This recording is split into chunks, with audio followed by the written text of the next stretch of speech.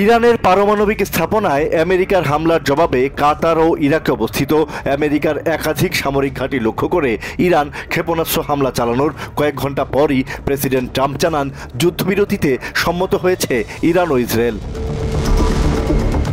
Truth সোশ্যালে দেয়া এক পোস্টে প্রেসিডেন্ট লিখেন, একটি পূর্ণাঙ্গ ও সর্বাত্মক যুদ্ধবিরতি কার্যকর করতে সম্মত হয়েছে ইরান ইসরায়েল। উভয় দেশ তাদের চলমান চূড়ান্ত অভিযানগুলো শেষ করার পর তা কার্যকর হবে বলে জানান তিনি। পোস্টে ট্রাম্প যুদ্ধবিরতির পূর্ণাঙ্গ প্রক্রিয়া তুলে ধরে জানান, এই যুদ্ধবিরতি 12 ঘন্টা স্থায়ী হবে এবং তারপর যুদ্ধ শেষ বলে গণ্য করা হবে। তিনি উল্লেখ করেন, আনুষ্ঠানিকভাবে ইরান প্রথমে যুদ্ধবিরতি শুরু করবে এবং 12তম ঘন্টায় ইসরায়েলও যুদ্ধবিরতি শুরু করবে।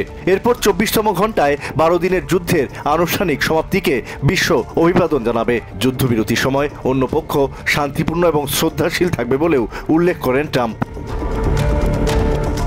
ইসরায়েল ও ইরান উভয় দেশকে অভিনন্দন জানিয়ে প্রেসিডেন্ট ট্রাম্প আরও লিখেন, এটি এমন একটি যুদ্ধ যা বছরের পর বছর চলতে পারত এবং পুরো মধ্যপ্রাচ্য ধ্বংস করে দিতে পারত, কিন্তু তা হয়নি এবং কখনো হবেও না।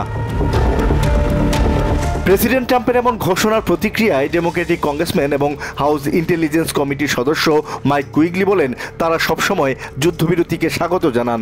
ইরান শান্তির পথে অগ্রসর হবে বলে আশাবাদ ব্যক্ত করেন তিনি। তবে সাবেক সেনা কর্মকর্তা মাইক লায়ন্স এ নিয়ে সংশয় জানান। তিনি বলেন, ইসরায়েল ও ইরানের পক্ষ থেকে যুদ্ধবিরতির বিষয়ে স্পষ্ট বক্তব্য না আসা পর্যন্ত তা নিশ্চিতভাবে বলা যায় না। তার মতে ইরানের বিরুদ্ধে যুদ্ধ শেষ করার কোনো ইচ্ছা ইসরায়েলের নেই। কেবল ট্রাম্পের পক্ষেই সামাজিক মাধ্যমে এ ধরনের পোস্ট করা সম্ভব বলে মন্তব্য করেন তিনি। এর আগে কাতারে আমেরিকার সামরিক ঘাঁটিতে ইরানের হামলার বিষয়ে আরেক পোস্টে ট্রাম্প বলেন, ইরানের পারমাণবিক স্থাপনা ধ্বংস করার প্রতিক্রিয়ায় খুবই দুর্বল একটি জবাব দিয়েছে তারা, যা কার্যকরভাবে মোকাবেলা করা হয়েছে। তিনি দাবি করেন, ইরানের ছোড়া 14টি ক্ষেপণাস্ত্রের মধ্যে 13টি ভূপাতিত করা হয় এবং একটিকে কোনো হুমকি মনে না করায় ইচ্ছাকৃত ছেড়ে দেওয়া হয়। ট্রাম্প জানান, এতে কোনো আমেরিকান আহত হয়নি এবং তেমন কোনো ক্ষতিও হয়নি। ইরান আগেই এই হামলার বিষয়ে বার্তা দেয়ায় তেহরানকে ধন্যবাদও জানান তিনি। Asad real, TVN 24 news desk.